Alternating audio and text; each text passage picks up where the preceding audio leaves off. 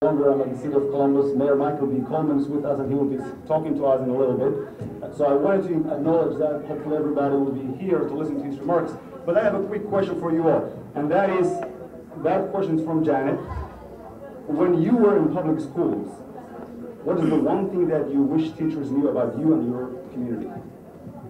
I believe all of you went in high schools in this country, right? So let me ask that. When I was in public schools, I was in Rochester, Minnesota, which is a very suburban city in Minnesota. One thing I wish that they knew about me was, when I first came to the country, is I came from Cairo, Egypt, and I was speaking English, writing English in a very great way. And then they put me in an ESL class, and then I just felt like they haven't took the time to ask me do I even know English? Is there a test I can test out of? Is there a test or anything? They just tracked me into ESL. And then to me, coming to a country, to America, and then to me it was like I felt like I couldn't succeed. I felt like I'm just placed in this class when I actually know better than most of the students in the class.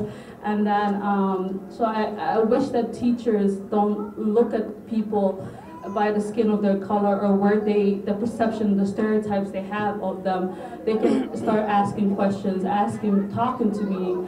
Most of us on the panel over here don't even have a Somali accent, or we don't have an English accent. And then, so I just wish teachers just, be a little bit more understanding, and then teach themselves about people's cultures since they are educators themselves, and then just pass it on to other teachers.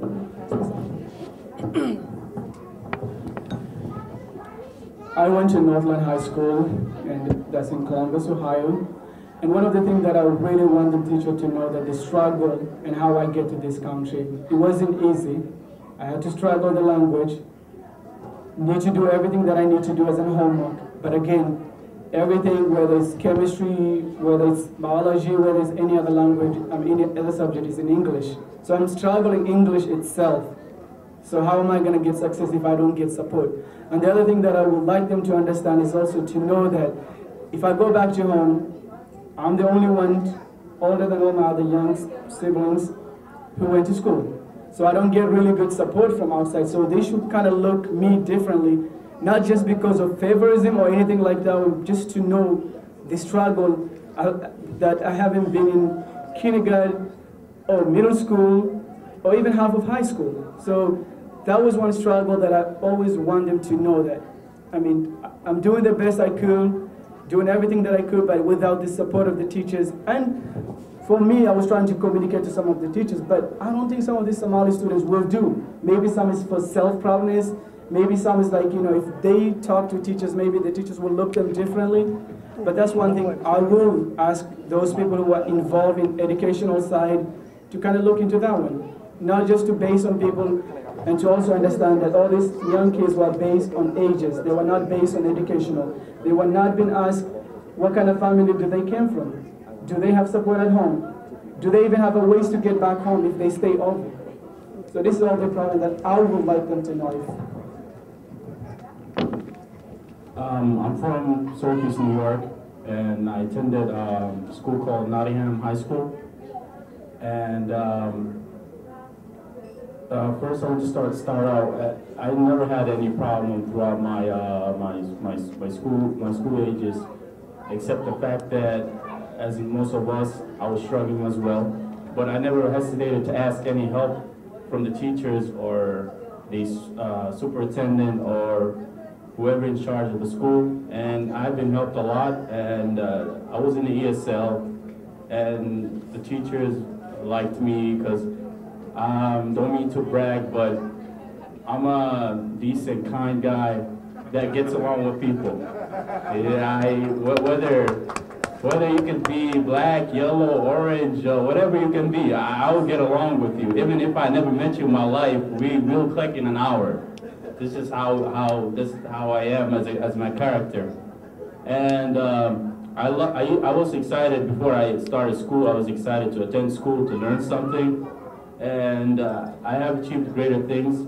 I have a certificate of good citizen, and I also have a certificate of interesting stories in writing. So basically, I love going to school, and like I said, I achieved a lot of great things and knowledge and experience from it. Okay. The question was that if I was given the opportunity or the chance, what would my teacher discovered about me?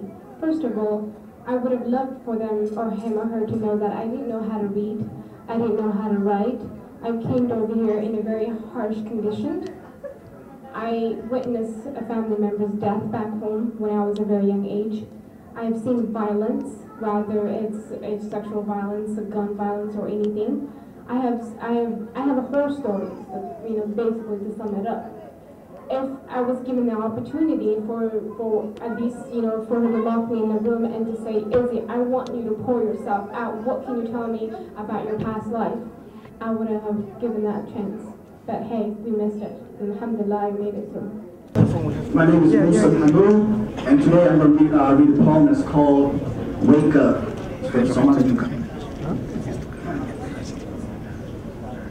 We, the youth, crave for more, hungry for more money, more swag, more fame is everything the Somali youth aims for. Brothers will trade their Muslim names to Muhammad to Mo, so it could go with their image flow from Abdi Hakim to Plano Abdi, just so they could be modern enough. Sisters will throw off the hijab and skirt and put on them tight t-shirts and apple bottom jeans, boots with the fur. The whole room looking at her, and she say now she thinks she is beautiful, but in reality she is beautiful. Guys like her only for her features, so she dresses just to impress, afraid of what creation thinks of her and not what the creator thinks. She says, I'm just a teenage girl, I'll wear the hijab when I get older, but she is neither aware nor scared of day of judgment that is soon to come. So guard your modesty, my Muslim sisters. Brothers want to be bad like the big bad wolf. They huff and puff and blew each other's doors. We left from a nation and civil war so we could bring more in this foreign floor. Yesterday, you all were in front of immigration just looking for a way in. It hasn't even been that long till half of you forgot why you're here at the first place. Just in case you forgot why we're here, you all are here for an education. So one day you can restore your nation. It is up to this youth generation to bring Somali back on his grind. With this youth combined, we can achieve greatness. We must all compete in schools, not on these streets. The street game will get you locked up or worse, in the body bag. See, I rep that blue and white Somali flag, not these silly clans. Drugs has become a virus spreading like a disease. Brothers want to take a blunt to the head because they fed up with the stress. Want to know the secret ingredient to suppressing your stress? Then make wudu and pray to the Kaaba. Wallahi, you will come out feeling brand new. See, let us wake up from the sleep and not be the black sheep. We are not a bad youth.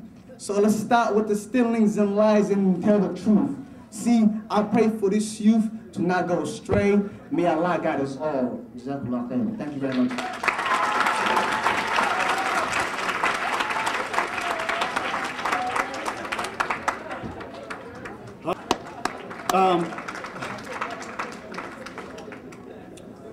We do have a wonderful city and a great youth, and I believe that is due to the leadership in our city. Let me welcome, everybody knows that he doesn't need a whole lot of introduction. I'm not gonna do that. Let me welcome the podium. Let me welcome Mayor Michael B. Coleman to the podium, our mayor of the day and our mayor of the future.